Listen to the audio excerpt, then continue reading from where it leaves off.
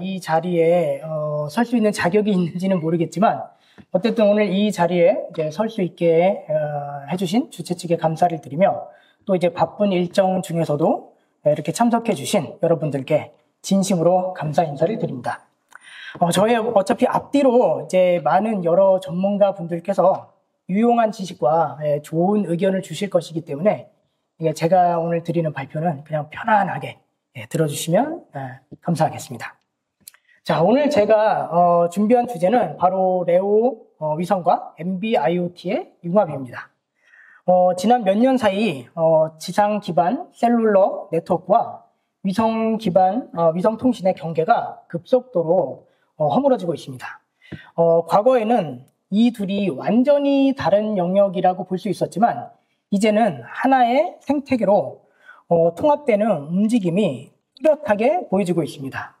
오늘 이 발표를 통해서 위성과 NB-IoT가 융합되는 기술적 배경, 그리고 시장의 흐름, 그리고 셀룰러 IoT 솔루션 공급자들이 어떤 역할을 해오고 있는지 함께 살펴보겠습니다. 자, 오늘 발표는 다음에 5가지 주제를 중심으로 진행하려고 합니다. 먼저 네오 위성 시장의 성장과 기술적 특성에 대해서 간단히 말씀을 드리고요. 이어서 NB-IoT와 위성 기술이 어떤 방식으로 융합되고 있는지 소개를 해드릴 예정입니다. 그리고 그 다음으로는 글로벌 기업들의 실제 사례를 통해 시장의 움직임을 한번 살펴보고요. 이 기술이 업계 전반에 어떤 변화를 가져올 수 있는지 함께 생각해 보도록 하겠습니다. 그리고 마지막으로 셀룰러 IoT 모듈 공급 업체의 역할과 향후 전망에 대해 말씀드리고 발표를 마무리하겠습니다. 오늘의 발표는 단순히 기술 소개를 넘어서 왜 지금 이 흐름이 주목받고 있는지, 그리고 실제 비즈니스 현장에서 어떻게 적용할 수 있는지 함께 고민해보는 시간이 되었으면 합니다. 자, 사실 이제 위성통신은 사실 아주 오래된 기술입니다. 자, 미소 냉전 시대에 촉발된 우주 경쟁의 산물이기도 하고요.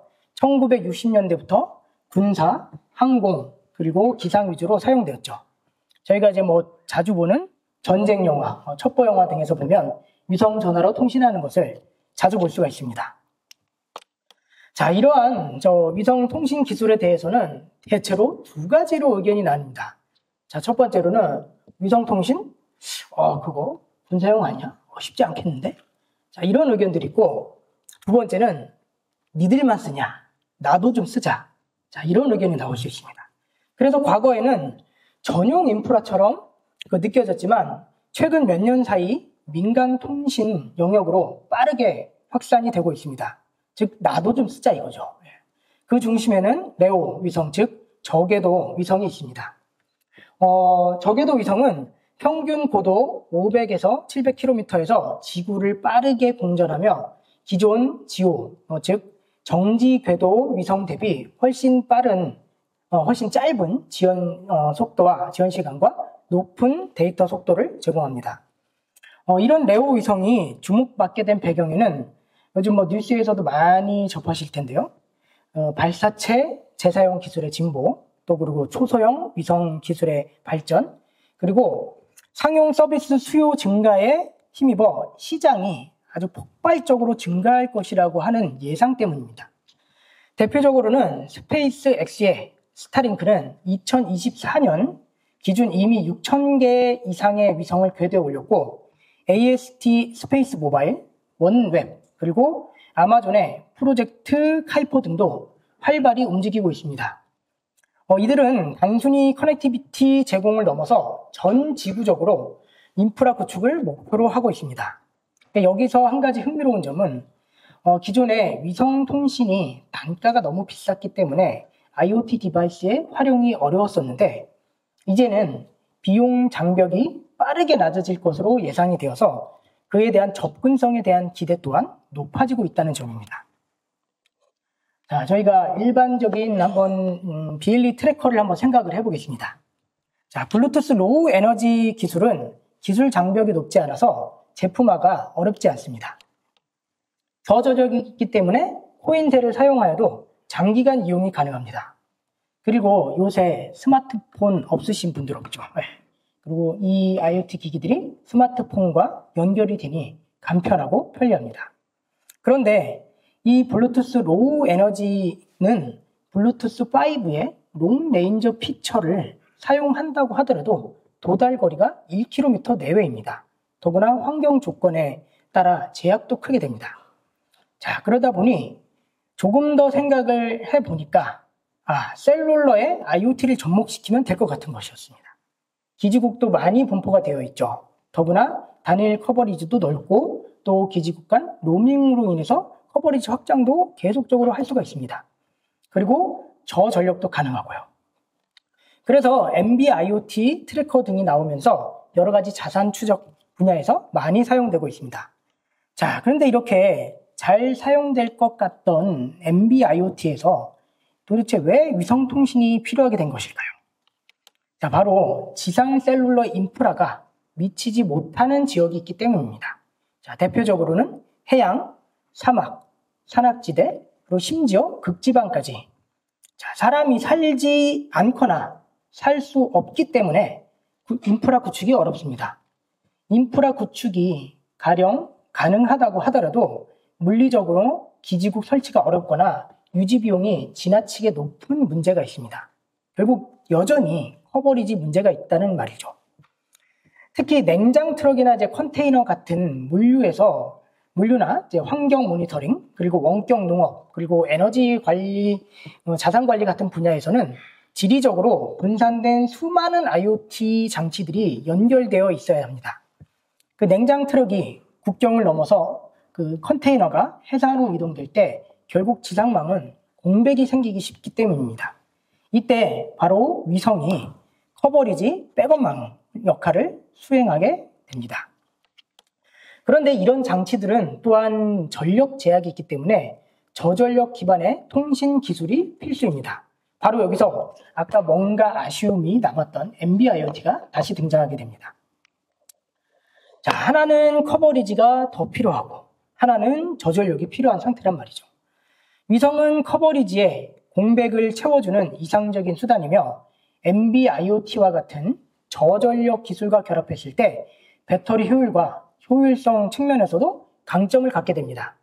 따라서 기존 셀룰러 네트워크에만 의존하지 않고 위성을 통해서 저전력, 장거리 통신을 구현할 수 있다는 점에서 NB-IoT와 위성의 결합은 매우 유의미한 대안으로 부상하고 있습니다.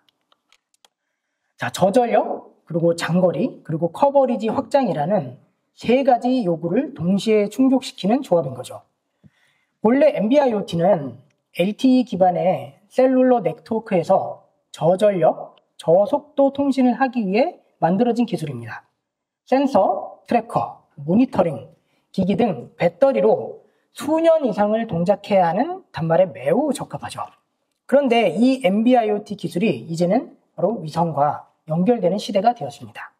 핵심은 기존 NB-IoT 단말을 그대로 사용하면서 위성망에 연결을 할 수 있다는 점입니다. 즉, 하드웨어를 바꾸지 않고 펌웨어나 약간의 설정만 바꾸면 지상망이든 위성이든 상관없이 통신이 가능해진다는 거죠. 여기서 중요한 포인트는 단말 변경에 대한 비용이 없이 커버리지를 확장할 수 있다는 점입니다. 기존에 구축한 IoT 시스템을 그대로 쓰면서 글로벌 연결성과 서비스 신뢰성을 끌어올릴 수 있는 구조가 만들어진 겁니다. 그 예를 들어 만약 물류 회사에서 이미 NB-IoT 트래커를 굉장히 많은 수의 NB-IoT 트래커를 운영해서 배포 중이라면 만약 이게 하드웨어에 어떤 교체 비용이 따른다고 했을 때는 그 많은 물량들을 모두 교체를 해야 됩니다. 위성망이 추가가 된다면 그 모든 것을 교체를 해야 되죠. 그렇지만 지금 이러한 지금 현재 상황에 따르면 위성망이 추가가 되더라도 기존 디바이스를 전혀 바꿀 필요가 없습니다. 사용자 입장에서는 소프트웨어 업데이트만으로 위성 통신이 가능하게 된다는 겁니다. 이러한 경우 운영 비용이 절감되고 유지 보수 간소화를 할 수 있으며 그리고 시장 확장이라는 세 가지 측면에서 큰 장점을 얻게 됩니다. 자, 데모 사례를 보시면 실제로 이러한 기술이 단지 개념에 그치지 않고 글로벌 단위에서 실증으로 검증이 되고 있습니다. 대표적인 사례가 AST 스페이스 모바일입니다. 자, 이 기업은 AT&T, 라쿠텐 등과 함께 블루워커 3라는 위성을 통해서 스마트폰과 위성 간의 직접 통신을 성공적으로 시연했습니다. 비록 LTE 기반의 음성 데이터 전송 중심이지만 향후 NB-IoT까지 확장이 가능하다는 점을 시사했습니다. 물론 데모를 시연할 당시에 NB-IoT에 대한 직접적인 언급은 없었습니다. 그러나 LTE 기반에서 서비스되는 NB-IoT에서의 가능성은 이미 열려있다고 봐도 무방했습니다.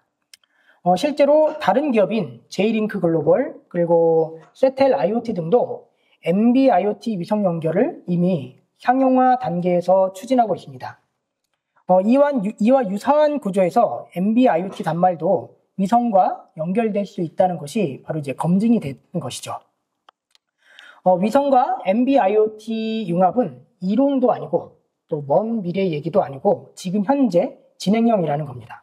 이러한 사례는 단순히 기술이 가능하다는 것만으로 끝나는 것이 아니라 바로 사업적으로도 준비가 되어 있다는 것을 보여줍니다. 자, 3GPP에서는 바로 이 흐름을 공식적으로 NTN, 즉 비지상망으로 정의하고 있습니다. 그 3GPP에서 공식적으로 정의된 구조로 기존 셀룰러 코어망과 위성 링크를 결합한 형태입니다. NTN은 결국 간단히 말해서 위성도 지상 셀룰러 네트워크의 일부처럼 동작한다는 개념입니다.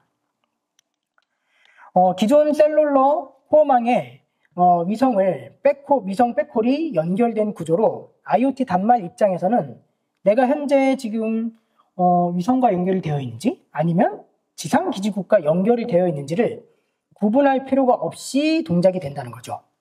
그러니까 이 통합 네트워크 구조는 서비스 제공자 입장에서는 운영 복잡도 최소화가 가능하고요. 그리고 사용자 입장에서는 서비스 일관성 유지라는 둘 모두에게 이점을 제공하고 있습니다. 예를 들어 컨테이너가 서울에서 출발해서 태평양을 건너 LA에 도착한다고 했을 때 지상망과 위성이 끊김없이 하나의 연결망으로 작동한다는 점이 바로 핵심입니다. MNO 입장에서는 새로운 영역의 수익 모델로 확장이 또 가능하고 IoT 솔루션 제공자 입장에서는 기존 인프라에 아무런 변경 없이 새로운 고객군을 확보할 수 있는 장점이 있습니다. 자, 아키텍처는 굉장히 단순합니다. 단말이 데이터를 수집해서 APN을 통해 클라우드에 전송하는 흐름은 기존 지상망 셀룰러망과 동일합니다. 단지 전송 경로에 위성 링크가 추가가 될 뿐입니다.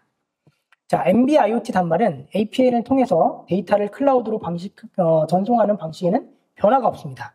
그 중간에 단지 기지국이 있을 수도 있고 위성이 있을 수도 있는 거죠. 근데 여기서 중요한 점은 단말이나 클라우드 쪽은 이걸 몰라도 된다는 겁니다. 데이터가 전달된다는 기존의 기능만 유지하면 된다는 거죠. 물론 우리가 위성통신 같은 경우는 지연 시간이 길고 시그널 딜레이가 생기기 때문에 DRX 설정이라든가 아니면 이제 내부적으로 타이머 값을 다르게 가져가야 합니다. 하지만 이러한 부분들은 이미 모듈 펌웨어 내에서 충분히 커버가 될 수 있는 부분입니다. 즉 단말 개발자나 고객은 나는 복잡한 기술을 몰라. 그런데 위성과 연결이 될 수 있어. 라는 것이 이 구조의 가장 큰 핵심입니다. 그리고 B2B 고객의 입장에서는 바로 커버리지 제약이 없는 단말을 제한할 수 있는 좋은 근거가 됩니다. 자, 이를 통해서 저희 노르딕 세미컨덕터에서도 이러한 흐름에 맞춰 데모를 수행했습니다. 저희는 2025년 올해 위성 사업자인 옴니스페이스와 그리고 위성 프로토콜 스택 전문 기업인 게이트하우스 세콤과 함께 NB-IoT 오버 세터레이트 데모를 성공적으로 시연했습니다. 자, 이 데모에서 사용된 모듈은 NRF9151이라는 노르딕에서 제공하는 최신 셀룰러 IoT 솔루션입니다. 여기서 이제 그거를 얘기를 하려는 게 아니라 중요한 건, 자, 이 데모를 진행했을 당시에 사용된 보드에는 별도의 위성 전용 안테나나 파워 램프가 없었다는 점입니다. 즉, 지상용 셀룰러 네트워크에 사용을 하던 모듈 그대로 위성과 연결이 가능하다는 것을 입증한 거죠. 그리고 이것은 단순히 실험 데이터로 그치지 않고 이후에도 실제 위성망과 지속적인 테스트를 통해서 RRC 연결, 데이터 전송, 해제까지 전 과정이 표준대로 동작함을 확인을 하였습니다. 자, 이 데모를 통해 지상과 위성 하이브리드 NB-IoT 모듈의 상용화 가능성을 명확히 제시한 셈입니다. 자, 저전력 그리고 소형화된 NB-IoT 모듈로도 위성 기반 연결이 가능하다는 점과 하드웨어 호환성이 가능하다는 점은 개발자와 고객 입장에서 매우 큰 장점이 됩니다. 자, 위성과 연결이 되어도 기존 셀룰러망과 거의 동일한 방식으로 동작하며 단지 지연 시간이 조금 더 길어질 뿐입니다. 대부분의 NB-IoT 제품들은 짧은 메시지를 일정한 주기로 전송하는 구조이기 때문에 실질적인 운영에는 아무런 차질이 없습니다. 또한 기존 IoT 클라우드 인프라와 연동하는 데에도 문제가 없다는 점에서 중요한 진전이라고 볼 수 있습니다. 자, 이러한 기술의 진보는 이제 업계 전반에 상당한 구조적인 변화를 예고하고 있습니다. 자, 우선 기존 셀룰러 사업자들은 커버리지 한계를 위성으로 보완할 수 있게 되었습니다. 그리고 위성 사업자 입장에서는 또 다른 새로운 수익 모델을 만들 수 있게 되었습니다. 그리고 예전에는 바로 위성망이 독점적이었지만 이제는 MNO와 연계되어 동작하는 구조가 되면서 양쪽 모두에게 시너지가 생긴 겁니다. 더구나 그리고 노르딕과 같은 반도체 기업 입장에서도 지상망과 위성망을 하나의 모듈에서 모두 대응할 수 있게 되면서 글로벌 운영 효율성 증가와 개발자 편의성 대폭 향상이라는 일종의 전략적 이점이 생기게 됩니다. 또한 민간 특화망 시장, 예를 들어 농업, 산림, 재난복구와 같은 분야에서는 기지국을 따로 설치할 수 없는 환경에서 위성 기반 IoT 수요가 폭발적으로 늘어날 것으로 예상이 되고 있습니다. 그러니까 이미 운영 중인 NB-IoT 단말을 교체하지 않고 위성 지원만 추가로 활성화하는 방식이기 때문에 초기 투자 비용을 절감하고 운영 ROI를 빠르게 확보할 수 있습니다. 시장 조사기관 S&T 텔레콤에 따르면 위성 기반 IoT 시장은 2030년까지 약 60억 달러 규모로 성장할 것으로 보고 있습니다. 그런데 이 상당한 규모로 성장할 것의 대부분 차지할 것으로 예상되는 것이 바로 NB-IoT와 같은 LPWAN 트래픽일 것으로 보고 있습니다. 즉, NB-IoT와 위성의 결합을 가장 큰 규모의 경제로 보고 있다는 겁니다. 자, 이제 정리를 해보겠습니다. 자, 레오 위성 기반 NB-IoT는 단순히 기술 확장이 아니라 글로벌 커넥티비티 인프라의 바로 다음 단계라고 볼 수 있습니다. 단말 하드웨어를 바꾸지 않고 네트워크 인프라를 그대로 쓰면서 그리고 지구 어디서든 통신이 가능한 구조를 만들 수 있다는 것. 이게 바로 이 기술이 갖는, 그리고 NB-IoT와 위성이 통합되는 위성과 같이 동작할 수 있는 가장 큰 의미라고 할 수 있습니다. IoT 모듈 벤더들은 앞으로도 지상과 위성 하이브리드 IoT 모듈 공급과 클라우드 연결 최적화를 통한 저전력 무선 통신을 기반으로 이런 변화의 중심에서 실질적인 솔루션을 제공할 수 있도록 노력하고 있습니다. 앞으로의 과제는 크게 세 가지로 예상이 됩니다. 자, 첫 번째로 왜 안 나오나 하셨죠? 바로 요금제 및 운영 정책이 정비되어야 합니다. 위성통신 사업자들이 어떤 방식으로 요금을 산출할지, 그리고 MNO와 연계 시에 로밍 요금에 대해서 어떻게 처리할지에 대한 부분들이 해소가 되어야 됩니다.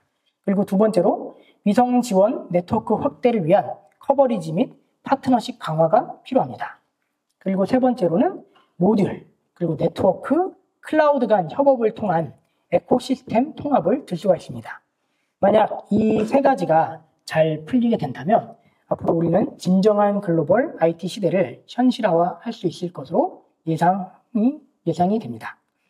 자, 이상으로 좀 일찍 마치게 되는데 발표를 마치겠습니다. 경청해 주셔서 감사합니다.